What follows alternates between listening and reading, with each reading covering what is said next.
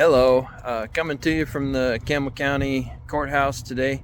Going to show you a video on what a foreclosure sale looks like. These sales in Campbell County happen every Wednesday morning. If there's a foreclosure property to be sold, auctioned by the sheriff, hired by the lien holders. And so anyway, I'm outside the courthouse there. You can see beautiful courthouse in the background. I'm about ready to go in and kind of show you what the atmosphere is like and record an actual sale of a property and let you see what it's like. See you inside. I'm inside the courthouse and the foreclosure sale is about ready to commence, and right behind me in that corner, well, it's around the corner, it's not in a corner, it's around the corner. But anyway, buyers are turning in their letters of credit from the lenders right now to the sheriff.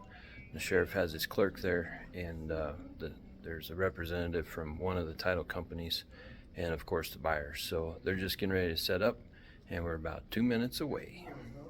2014, executed and delivered by Kevin Johnston, First National Bank and Real Estate Mortgage of the same date, Mortgage Electronic Registration Systems Incorporated. Recorded on the 23rd of January 2014 at reception number 992141 at book 2844, photos page 00282. In the public records of the Campbell County Clerk and the Register of Deeds, Campbell County, Wyoming. It's currently assigned to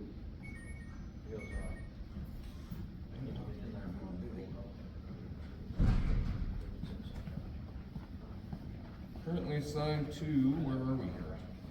U.S. Bank, U.S. Bank? Yes.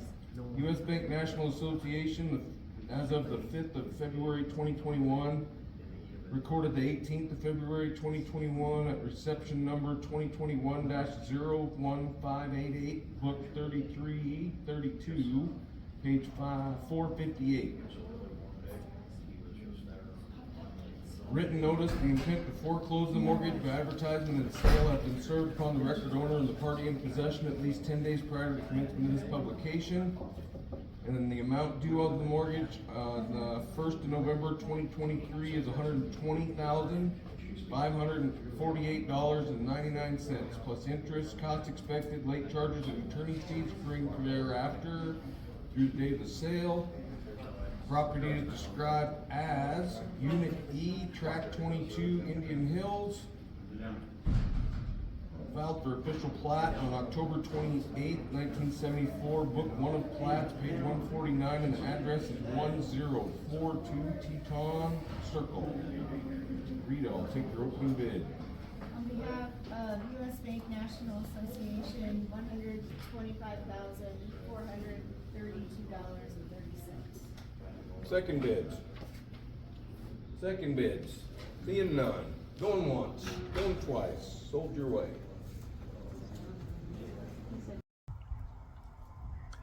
Well, that concluded the sale of that particular property. As you could see in the video, there was a representative from the title company, whom was First American Title.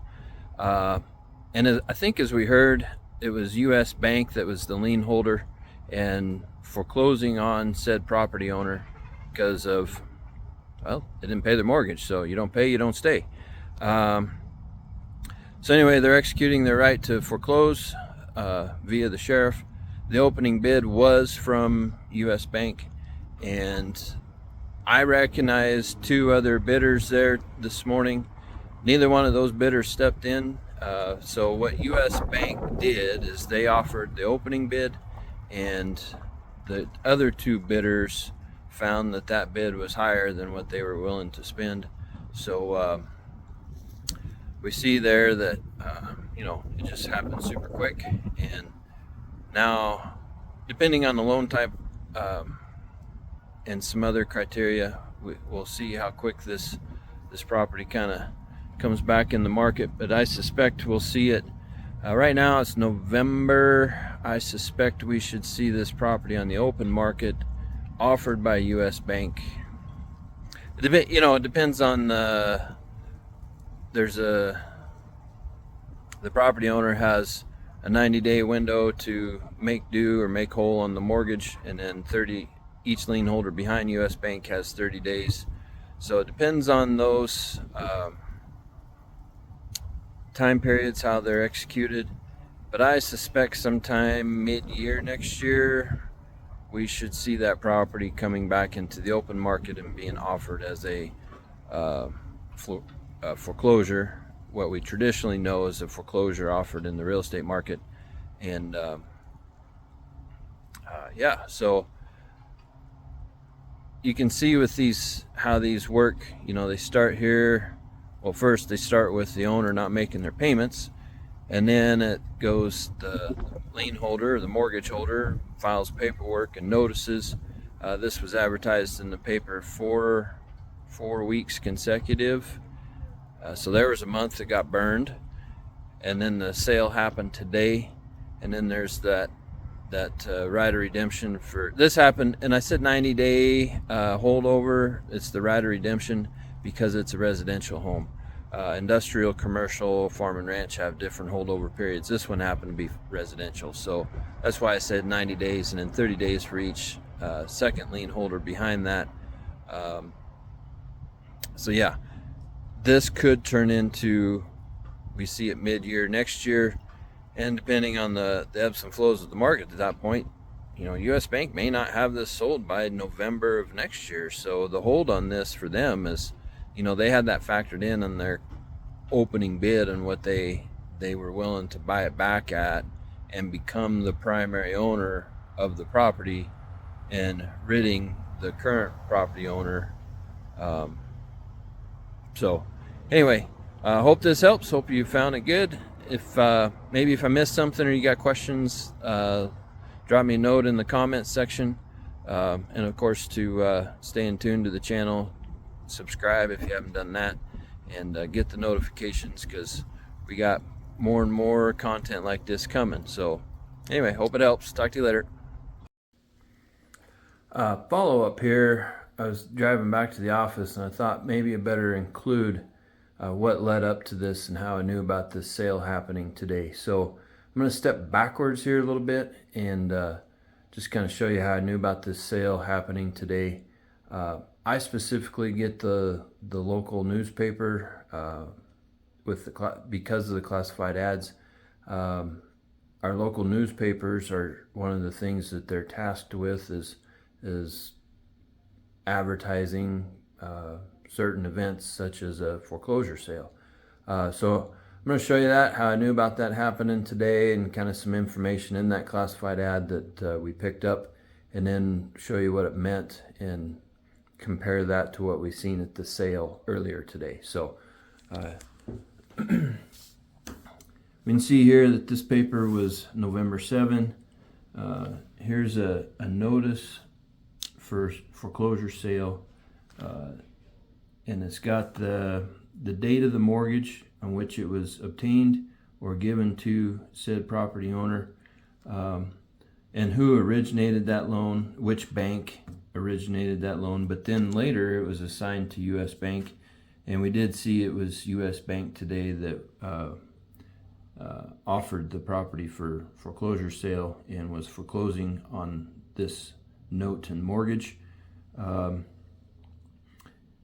I'm just going to scan it. If you want to read this entire thing, you can pause your screen and read it for its entirety. But we know here that as of November 1st, the property owner owed that amount of money to US Bank plus the interest, costs, expected lawyers' fees, and accruing interest, and any other expenses leading into the foreclosure sale. So these expenses can compound quickly.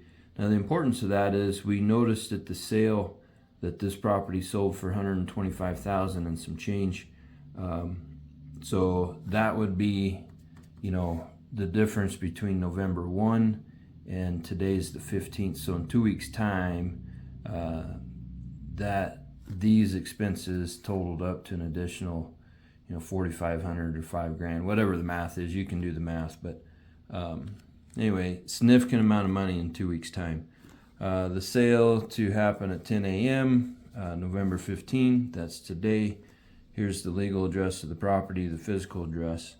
And then one last thing. We see who published this. It was some attorneys out of Utah on behalf of US Bank, and the dates that it was published in the newspaper. So as long as we have these dates, we know that it's 4 times through the paper and public notice, all of which allowed the sheriff to conduct the foreclosure sale today. So that's kind of a short narrative on what these classified ads mean, and for investors that can pay the cash. So if it was a U.S. bank or one of them other 2 buyers there today, they have to have the cash to the sheriff within 2 hours. So what had happened yesterday, U.S. Bank wired their bid amount to First American Title, so they had it in their possession and was able to relinquish that to the sheriff.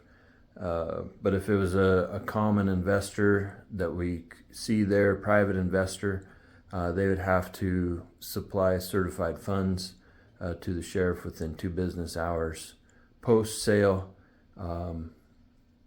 and then they got to sit in the hold position for that 90-day period on this house, the redemption period, to follow the state laws. So that's just here in Wyoming. Like, every state's different. Some states don't have redemption periods, others do. Ours has, like I said, different redemption periods for different property types. But anyway, that's where it all starts, is in the newspaper, public notice. This is where the action begins, and again, this is why I get the newspaper, because foreclosure sales, whether at the courthouse or after they're bank owned and enter the traditional roller coaster of buying and selling real estate, they always have an effect on our market.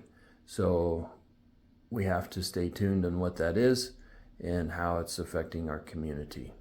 Hope this helps, and talk to you later.